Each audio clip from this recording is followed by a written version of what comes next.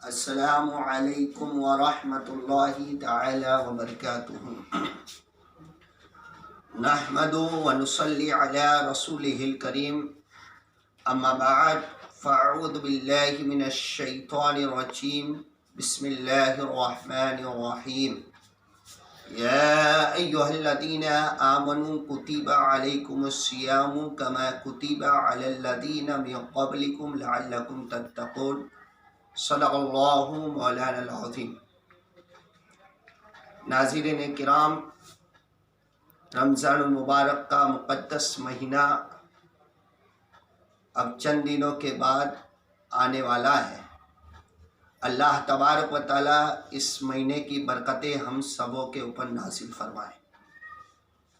رمضان المبارک کے اندر ایک ماہ کے روزے ہمارے اوپر فرض کیے گئے ہیں، جیسا کہ اللہ تبارک و تعالیٰ نے کلام پاک میں ارشاد فرمایا، یا ایھا الذین آمنوا کتب علیکم الصیام کما کتب علی الذین من قبلکم لعلکم تتقون۔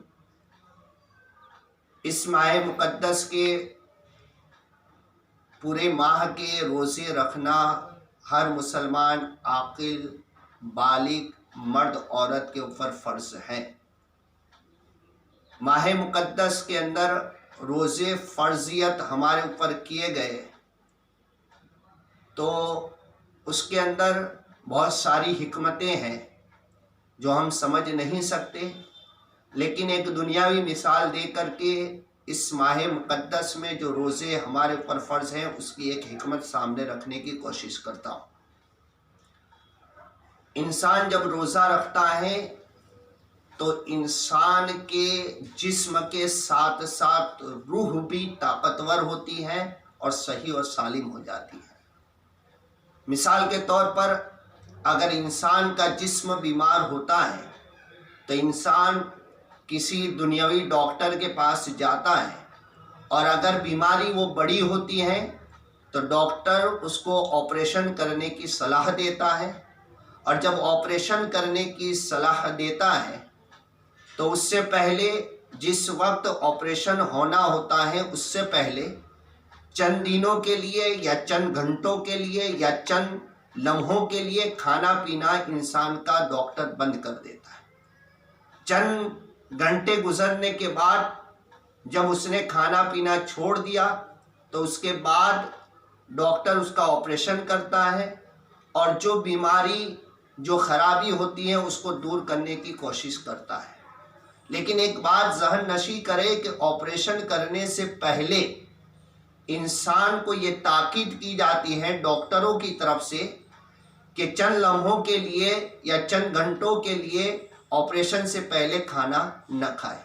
یہی مثال روزے کے اندر ہے کہ جب انسان 11 ماہ کھاتا ہے تو اللہ تبارک و تعالیٰ نے ایک مہینے کے روزے ہمارے اوپر فرض کیے ہیں کہ ایک مہینہ خدا کی رضا کے لیے ہم روزے رکھے، صبح صادق سے لے کر غروب آفتاب تک انسان کھانے پینے سے باز رہے۔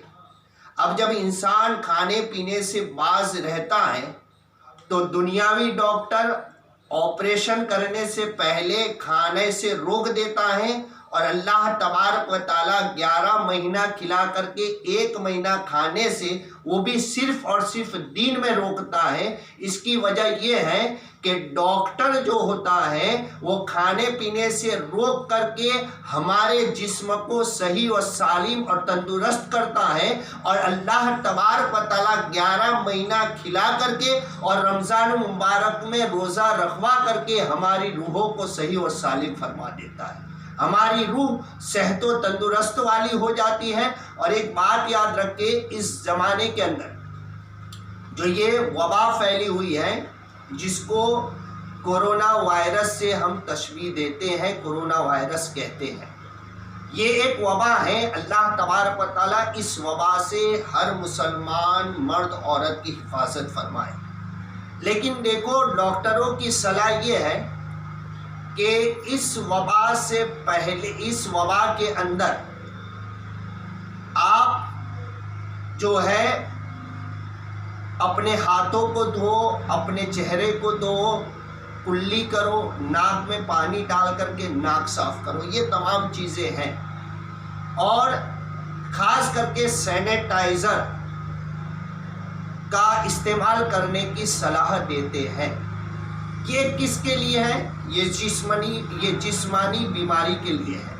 لیکن میں کہتا ہوں کہ اگر جسم کی بیماری کے لیے ڈاکٹروں کی صلاح پر عمل کرنا ضروری ہے، تو روحانی بیماریوں کے لیے جب روح بیمار ہو جاتی ہے تو بزرگان دین کی سنتوں پر اور ان کے کہے ہوئے عملوں پر عمل کرنا بہت ہی ضروری ہو جاتا ہے۔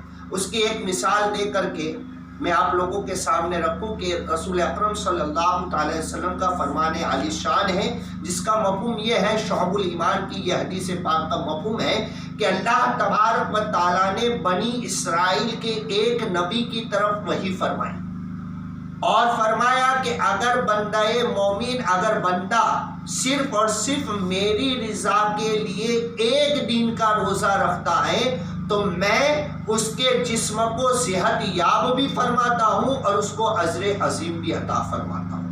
اس کا مفہوم یہ ہوا کہ اللہ تبارک و تعالیٰ اگر ہم روزہ رکھتے ہیں تو ہمیں اجر بھی عطا فرماتا ہے اور ہماری جسموں کے اندر جو بیماریاں ہیں وہ بیماریوں کو بھی دور فرماتا ہے اور ہمیں صحت عطا فرماتا ہے اور ہماری روح بھی اس سے طاقتور ہو جاتی ہے۔ اگر جسم کی بیماری سے بچنے کے لیے سینیٹائزر استعمال کرنا ضروری ہوتا ہے تو روح کا سینیٹائزر یہ ہے کہ بزرگان دین اور اللہ کے جو نیک بندے ہوتے ہیں ان کی صحبت اختیار کر لو۔ اگر ان کی صحبت اختیار کر لیتے ہیں تو ہماری روح بھی طاقتور بن جاتی ہے۔ اللہ تبارک و تعالی ہم سب کو اس کے اوپر عمل کرنے کی توفیق و رفیق عطا فرمائے۔ السلام علیکم ورحمۃ اللہ تعالی وبرکاتہ۔